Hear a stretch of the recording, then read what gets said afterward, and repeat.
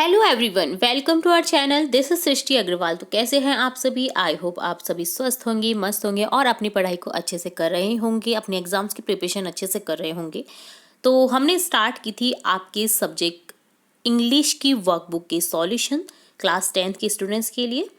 तो यहाँ पर हमने वर्कशीट 20 तक कंप्लीट सॉल्यूशन देख लिया था। अगर कोई भी वीडियो आपने मिस कर दिया है तो आप चैप्टर्स को, उन चैप्टर्स के बारे में जिसने हमने उस वीडियो के बारे में देखा है, वह आप सभी हमारे प्लेलिस्ट से चेकआउट कर सकते हैं।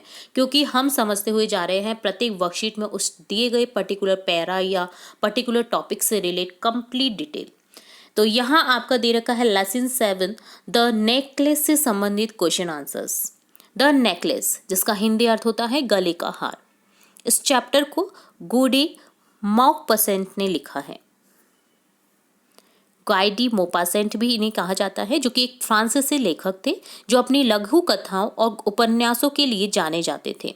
इनका जन्म नॉर्मैंडी फ्रांस में हुआ था और उन्होंने अपने 1870 के दशक में लिखना शुरू किया। अंततः अपने समय की सबसे प्रसिद्ध और उच्च सम्मानित लेखकों में से एक बन गए थे।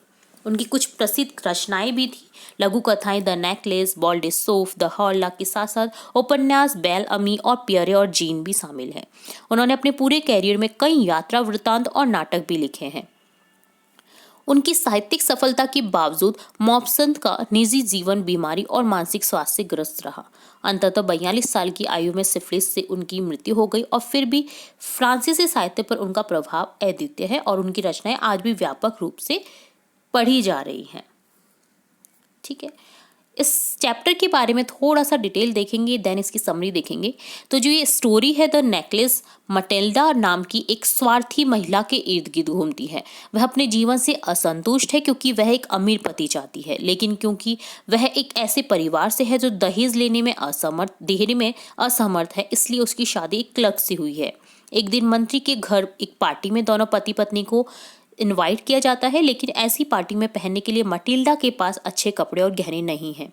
उसका पति उसे एक पोशाक खरीदने और एक पुराने दोस्त से गहने उधार मांगने का सुझाव देता है। फिर वह अपने दोस्त से एक हार उधार लेती है, पार्टी में जाती है। आगे उस पार्टी में जो होता है वह दुखी महिला के लिए एक अच्छा सबक साबित होता है। तो कैसे उसकी जो माइंड में जो रहता है ना कि हाँ मुझे पति अमीर चाहिए, तो वो कैसे चेंज हो जाता है, वो इस चैप्टर के थ्रू बताया गया है। तो हमने तो ये देखा कि मटिल्डा के इर्द गिर्द घूमती है। तो टोटली इस चैप्टर के बारे में आप देखेंगे कि इसमें क्या क्या है, कैसे क्या उसका हुआ। तो देखिए, मटिल्डा अपने मध्यम वर्ग की जीवन शैली से असंतुष्ट थी।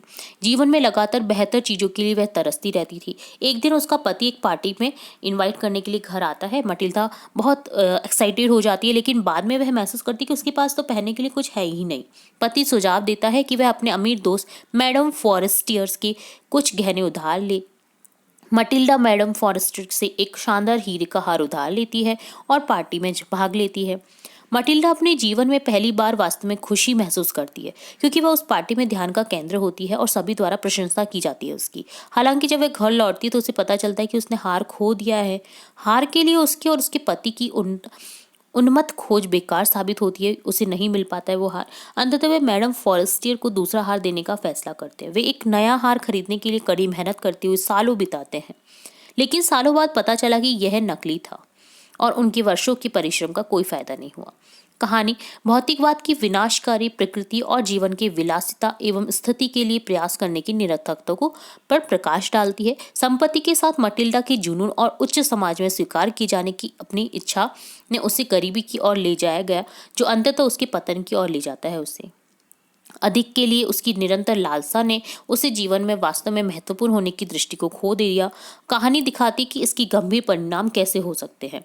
इसके अतिरिक्त कहानी वर्ग के विषय की पड़ताल करती, क्योंकि मटिल्डा उन लोगों से ईर्ष्या करती जो अमीर है और विलासिता का जीवन जीने में सक्षम है। हार उस धन स्थिति के प्रतीक है जिसके लिए वह तरसती है, लेकिन अंततः वह उसकी बर्बादी की ओर ले जाता है उसे। अंत में द नेकलेस एक पावरफुल स्टोरी है जो भौतिकवाद की खतरों और अपने जीवन के साथ संतुष्ट होने के महत्व के खिलाफ चेतावनी देती है। यह खराब निर्णय लेने और ईर्ष्या की विनाशकारी प्रकृति के परिणामों पर भी प्रकाश डालता है। तो अब देखेंगे हम इस चैप्टर के जो भी क्वेश्चन आंसर्स हैं उन्हें। फर्स्ट क्वेश्चन है, Loisel had saved 400 francs to buy a gun for hunting. Who is the author of the story The Necklace? Gaudet, Maupassant. Why was May Loisel sad and disturbed after having a pretty dress? She had no jewelry. उसके पास में jewellery नहीं थी. Fill in the blanks. Loisel possesses 18,000 francs. Mme Loisel lost necklace after the party. Question answers next करेंगे 30 words में. How much money did Loisel possess? Loisel possessed 18,000 francs. How did Loisel arrange the money buy a new necklace? Loisel arranged the necklace by paying 18,000 francs which his father had left him and borrowing the rest of the amount from users and money lenders. What would have happened to Matilda if she had confessed to her friend that she had lost her necklace?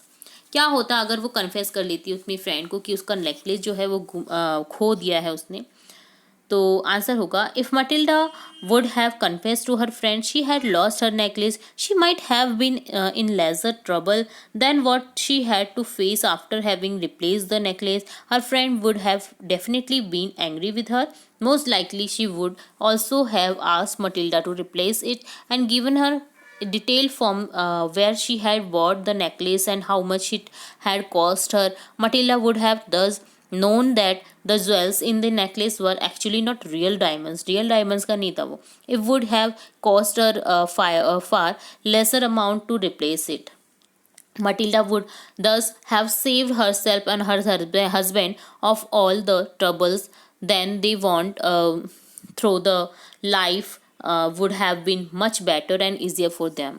Easy हो जाती अगर वो बात कर लेती अपनी friend से, तो उसे पता चल जाता कि वो रियल नेकलेस नहीं था जिसके लिए वो इतनी मेहनत कर दी उसने, इतनी अपना सब कुछ उधार लेकर के दाव पर रख करके उसने उस नेकलेस को ख़रीदा जो रियल था. बट उस अगर वो बात करती अपनी फ्रेंड से कि उसने खो दिया है तो उसे पता चल जाता कि वो इतने रुपए में मिल जाएगा क्योंकि वो नकली हार था, तो उसके लिए उसे मेहनत कम करनी होती है और वो अपनी लाइफ को ईजियर जीती. ठीक है, तो कुछ भी चीज़ होती है ना तो हमें एक बार डिस्कस कर लेना चाहिए. क्या पता हम जिसके लिए इतनी वो कर रहे हैं, कोशिश कर रहे हैं, तो वह कहीं नाकाम हो जाए. ठीक है, तो ये लेसन इसी चीज़ की शिक्षा देता है. तो डन होता है आपका वर्कशीट 21. आगे की वर्कशीट नेक्स्ट पार्ट में देखेंगे. और भी इंपॉर्टेंट वीडियोस आपकी कक्षा से रिलेट, एग्जाम से रिलेट देखते रहेंगे, तो जुड़े रहें आपके अपने चैनल के साथ. वीडियो को पूरा देखने के लिए धन्यवाद.